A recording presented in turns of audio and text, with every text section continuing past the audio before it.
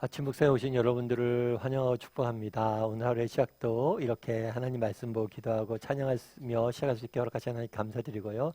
하나님께서 새날을 주셨는데 이 새날을 건맞는 새로운 은혜로 또 오늘 하루를 우리의 삶을 저와 여러분 삶을 지켜줄 줄 믿습니다. 오늘은 사사에후 질환 제목을 가지고 사사기 3장 12절부터 30절까지 말씀을 계속해서 살펴봤으면 좋겠습니다. 우리 13절 말씀 같이 한번 읽어볼까요? 같이 읽도록 하겠습니다.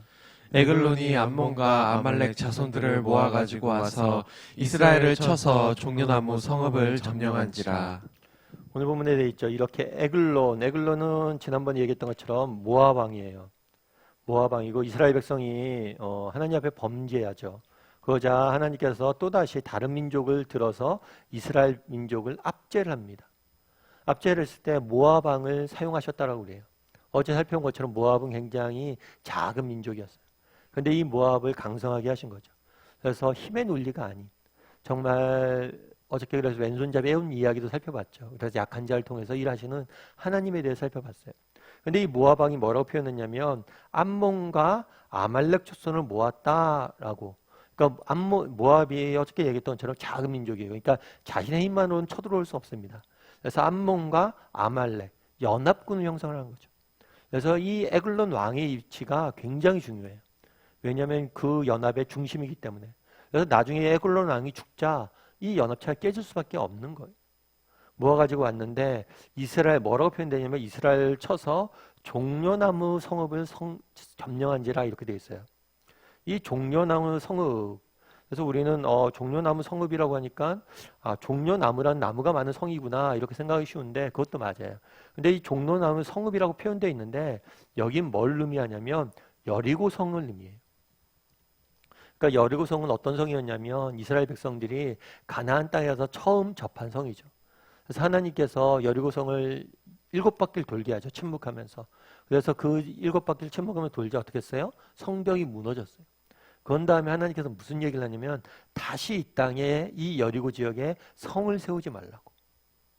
그래서 이것들을 하나님이 이 땅을 주셨다는 것을 하나님께서 이 땅을 우리에게 허락하셨던 것을 징표로서 상징으로서 이곳에 성을 짓지 말라고 이야기합니다. 그런데 뭐라고 표현되어 있어요? 종려나무 성읍을 점령했다. 다르게 표현하면 여리고 이 지역에 성을 세웠다라는 의미예요. 여기서 알 수 있는 것은 무엇일까요? 이 모압 왕 에글론이 의도적으로 뭘 하는 걸 알 수가 있어요? 하나님의 말씀을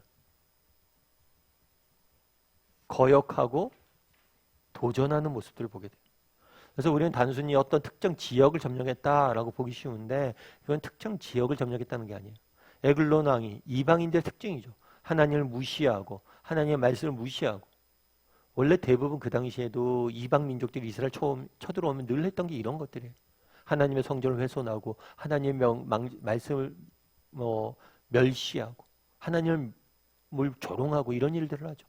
특별히 오늘은 뭘 표현한 거예요? 종려나무 성을 통해 점령했다는 이 사실을 통해서는 하나님의 말씀을 의도적으로 거절하고 거역하고 훼손하고 있음을 우리는 보게 됩니다. 우리 20절과 21절 말씀을 같이 한번 읽어볼까요? 같이 읽겠습니다. 에훗이 그에게로 들어가니 왕은 서늘한 다락방에 홀로 앉아 있는 중이라. 에훗이 이르되 내가 하나님의 명령을 받들어 왕에게 아뢰 일이 있나이다 하매 왕이 그의 좌석에서 일어나니 에훗이 왼손을 뻗쳐 그의 오른손 허벅지 위에서 칼을 빼어 왕의 몸을 찌르매. 어제도 얘기했지만 왜 에훗이 그렇게 이야기하죠. 하나님께서 에훗을 구원자로 썼어요. 에훗이 나라를 구해야겠다라는 생각을 가지고 뭘 하냐면 모압 왕에게 공물을 바치러 갑니다. 공물을 바친 다음에 나머지 일행은 돌려보내요. 돌려보낸 다음에 혼자 모압 왕을 만나죠. 만나서 뭐라고 얘기하냐면 내가 은밀한 이야기를 할 때 얘기했다. 당신에게 들을 말씀이 있다. 라고 독대하는 시간을 가져요. 이 독대하는 시간을 가졌을 때 에훗이 뭐라고 그래요? 왼손에서 뻗어 오른손 허벅지에 있는 칼로 왕의 몸을 찌르며 에훗이 이때 왕과 독대했을 때 왕을 죽이게 됩니다. 그런데 여기서 에훗의 말이 재밌죠. 에훗이 뭐라고 표현되냐면 내가 하나님의 명령을 받들어 라고 되어 있어요. 모압왕이 그 당시에 이스라엘 백성들을 침략하고 그래서 이스라엘 백성들을 억압하고 있었잖아요. 그래서 내가 민족을 대표해서 내가 아버지의 원수를 갚기 위해서, 내가 이스라엘 자손들의 원수를 갚기 위해서 당신을 죽인다 이야기하잖아요. 뭐라고 얘기해요? 하나님의 명령을 받들어.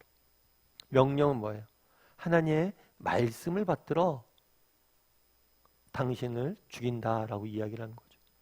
그래서 오늘 본문을 보면 의도적으로 어저께도 그랬잖아요. 이 사사기에서 에훗 이야기는 어저께는 모압, 베냐민 왼손. 그래서 약한 자를 강하게 하시는 그 하나님에 대해서 우리가 이제 의도적으로 본문이 표현하고 있어요. 그런데 오늘은 뭘 표현하고 있는 거예요? 의도적으로 대비시키는 거예요. 종려나무의 성읍, 그리고 하나님의 명령을 받들어. 하나님의 말씀을 무시하는 자를 하나님의 말씀에 순종하는 자가 이기는 모습들을 보여주게 된 거예요. 물론 하나님의 말씀을 거역한 자들이 겉으로 보기엔 승리하고 있었을지 모릅니다. 그런데 에훗처럼 정말 비록 객관적으로 봤을 때 너무나 연약하고 힘적으로는 도저히 상대할 수 없지만 그 사람 한 사람이 하나님의 말씀에 순종했을 때, 하나님의 말씀을 붙잡았을 때 어떻게 이기는지를 보여주고 있는 거예요. 그래서 사사의 에훗의 이야기를 통해서 우리가 알 수 있는 건 무엇입니까? 어제는 약한 자를 들어 강한 자를 부끄럽게 하신 하나님에 대해 살펴봤죠. 오늘은 뭘 살펴봤어요? 하나님의 말씀을 순종하는, 그래서 하나님의 말씀을 조롱하는 사람은 하나님의 말씀에 순종하는 사람이 어떻게 정말 맞서고 승리하는지를 보여주고 있는 거예요. 그럼 우리는 어떨까요? 우리는 어때요? 우리도 에훗처럼 이렇게 하나님의 말씀을 받들어 하나님의 말씀에 순종하여 하나님의 말씀을 따라 정말 하나님의 말씀을 모르는 사람들 앞에서 당당히 맞서는 사람들입니까? 나는 이렇게 에훗처럼 하나님의 말씀을 순종하며 사는 사람인지 돌아봐야겠죠. 여러분, 제가 예전에 어떤 강인을 들은 건데요. 매직아워라고 아세요? 매직아워? 매직아워는 뭐냐면 해가 지잖아요. 해가 지면 일몰을 할 때, 해가 진 다음에 한 30분 정도, 해가 진 다음엔 해가 보이지 않아요. 그런데도 빛이 남아있죠. 그때가 가장 아름답게 세상이 빛나는 시간이라고 그래서 매직아워라고 이야기를 한다고 그러더라고요. 특별히 영화 같은 거나 사진을 찍을 때 예를 들어서 햇볕이 있으면 뭐가 있냐면 그림자가 있어요. 그런데 이 순간에만큼은 그림자가 없고 빛만 있는 거죠. 그래서 굉장히 아름다운 모습들을 찍기 좋아서 이때 굉장히 많이 촬영 같은 걸 많이 하고 그런다고 그러더라고요. 그런데 이 영화계에서는 어떤 게 있냐면 이 매직아워라는 단어가 있대요. 이건 뭐 어떤 것과 관련되어 있냐면 여름 시즌. 이 영화계에서 매직아워라는 거죠. 그러니까 영화가 1년 동안 영화가 상영되잖아요. 그런데 가장 많은 사람들이 보는 가장 많은 시간대가 뭐냐면 여름 시즌이에요. 방학하고 휴가철에. 그래서 여름 시즌에 영화계에서는 굉장히 중요한 시즌이라고 그러더라고요. 그런데 어떤 영화 감독이 있었어요. 이 감독이 있었는데 이 감독이 한 번은 영화를 제작을 했죠. 제작을 한 다음에 뭘 하냐면 시사회를 합니다. 시사회.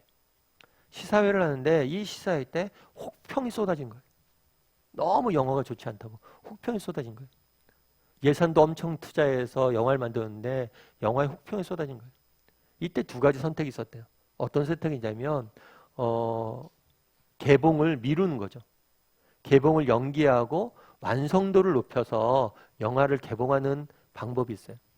그리고 또 한 가지 뭐냐면 그냥 개봉일, 예정된 개봉일에 영화를 개봉하는 거죠. 그런데 이 영화가 액션 영화고 그러다 보니까 여름 시즌을 놓칠 수가 없었던 거예요. 이 매직아워를 놓칠 수가 없었던 거예요. 그래서 이 감독이 뭘 선택했냐면 그냥 개봉하는 걸 선택했습니다. 그런 다음에 얘기하는 게 뭐냐면 결과는 어땠을까요? 결과는 참패였다고 그러더라고요. 완전히 영화가 망한 거예요. 그래서 이 사람이 그 다음에 깨달은 게 있대요. 정말 언제 개봉하는가가 중요한 게 아니라 완성도를 높이는 게 정말 중요하다. 이 영화 감독이 누구냐면 우리가 알고 있는 국제시장의 윤재균 감독이에요. 그래서 이 사람이 그 다음부터 뭐냐면 영화 완성도를 높이는 걸 훨씬 더 중요시 여겨요. 어렵고 힘들더라도. 사실 이 얘기를 들으면서 그런 생각이 많이 들었어요. 예전에 옥하는 목사님께서 그런 얘기를 많이 하셨거든요. 뭐냐면 우리 시대의 가장 큰 문제는 뭐냐면 이지고잉이다. 너무 쉬운 길로만 가려고 한다는 거예요. 여러분 하나님 말씀을 순종해서 사는 게 쉬울까요? 어려울까요? 여러분들은 쉬우세요? 어려우세요? 전 쉽지 않더라고요. 사실 그렇잖아요. 우리의 본성대로 우리의 마음대로 세상 사람들처럼 사는 게 쉽지. 하나님 말씀대로 살면 복잡하잖아요. 양보도 많이 해야 되고 고민도 많이 해야 되고. 그럼에도 불구하고 뭐예요? 정말 힘들고 어렵지만 정말 우리가 한 번 더 돌아갈 때, 완성도를 더 높일 때, 우리의 삶의 완성도를 높일 때 우리의 삶은 더 아름다울 수 있다는 거. 쉽게 개봉일을 맞춰서 개봉하는 거, 그게 아니었다는 거. 그날의 성경은 대비하고 있죠. 뭘 대비해요? 하나님 말씀대로 하나님 말씀 무시하는 사람, 그리고 하나님 말씀 순종하는 사람. 정말 나는 어떤 사람에 가깝냐? 라고 성경은 묻고 있는 거죠. 사실 성경 말씀대로 사는 게 쉬운 일은 아닙니다. 어려운 일이죠. 그럼에도 불구하고 우리가 말씀대로 살려고 노력했을 때 정말 하나님께 주시는 은혜가 저는 있다고 믿습니다. 오늘 하루 우리 세상 속에 살아가야 되는데요. 우리 에웃처럼 하나님의 말씀에 순종하며 내가 세상 속에 살겠다 다짐했으면 좋겠어요. 그랬을 때 하나님께서 반드시 우리의 말씀을 통해서 우리의 삶 가운데 뭘 할 거예요? 일하실 거예요. 그 말씀을 우리를 지켜주실 거예요. 그런 믿음을 가지고 또 오늘 하루 말씀에 순종하며 살아갈 수 있는 저와 여러분 되기를 주님의 이름으로 소원합니다.